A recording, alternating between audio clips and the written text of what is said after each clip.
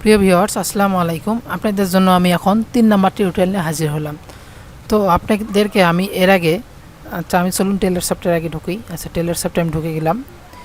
আচ্ছা, এর আগে আপনাদেরকে আমি দেখাইছিলাম যে কিভাবে সেটিংয়ের কাজ করতে হয় এবং কিভাবে এসএমএস টেমপ্লেটের কাজ করতে হয়। তো আরেকটা কথা, সেটা হচ্ছে আপনারা যারা আমাদের এর আগে 2টি টিউটোরিয়াল দেখেনি তারা অবশ্যই 2টি টিউটোরিয়াল দেখে আসবেন। যদি কোনো একটি টিউটোরিয়াল না দেখেন তাহলে আপনারা ভালো বুঝতে পারবেন না, এবং সফটওয়্যারের এই সমস্ত সেটিংগুলো যদি আপনি না করেন সেক্ষেত্রে আপনার সফটওয়্যারটি সঠিকভাবে কাজ করবে না, অনেক কাজই করবে না। হ্যাঁ, তো অবশ্যই আপনি সেই জন্য এই সেটিংগুলো দেখে আসবেন।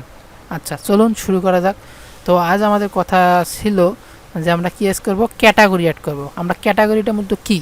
আচ্ছা, আমি ক্যাটাগরিতে ক্লিক করলাম। ক্যাটাগরি মূলত কি? আচ্ছা, ক্যাটাগরি বলতে আমাদের এখানে বোঝানো হয়েছে যে এখানে আপনি আপনার টেলার্সে কি কি বানাবেন। ধরুন আমাদের টেলার্সে আপনি বানাবেন শার্ট।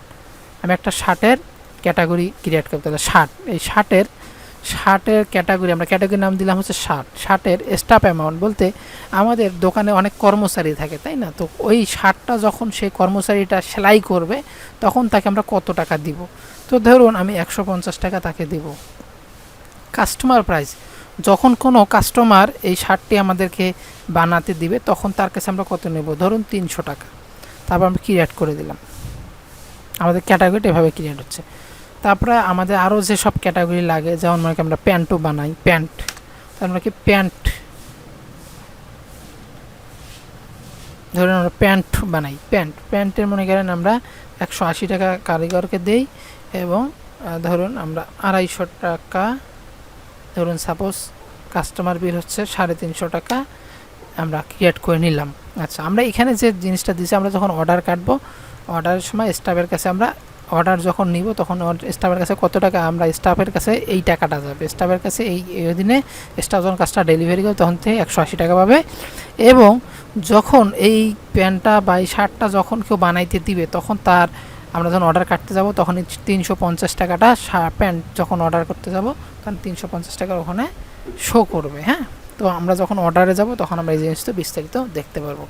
আরেকটা জিনিস, সেটা হচ্ছে আমাদের ক্যাটাগরি বা কখনো যদি রেট বেড়ে যায়, স্টাফ অ্যামাউন্ট অথবা যদি কাস্টমার প্রাইস কোনো কারণে যদি আপনার বানানোর রেট বেড়ে যায়, তাহলে আমরা এখান থেকে এডিট করে নেব। যেমন আমি এখানে ছিল 350, আমি এটাকে ধরুন 400 বানাইতে চাচ্ছি, তাহলে 400 করে দিলাম কাস্টমার প্রাইস, তাহলে 400 হয়ে গেল। তাহলে আমরা আপডেট করে নিলাম, দেখুন 400 হয়ে গেছে। হ্যাঁ, এরকমভাবে আমরা আপডেট করে নেব। এ হচ্ছে আমাদের ক্যাটাগরি কাজ। এই ক্যাটাগরিটা আমরা এভাবে ক্রিয়েট করলাম। তো আজ এই পর্যন্তই। নেক্সট আমরা টিউটোরিয়ালে দেখব আমরা কিভাবে মেজারমেন্ট, আমরা যে মেজারমেন্ট ফাংশনের কাজটা আমরা নেক্সট 4 নাম্বার টিউটোরিয়ালে দেখে আসবো। তো আসসালামু আলাইকুম, আজ এই পর্যন্ত।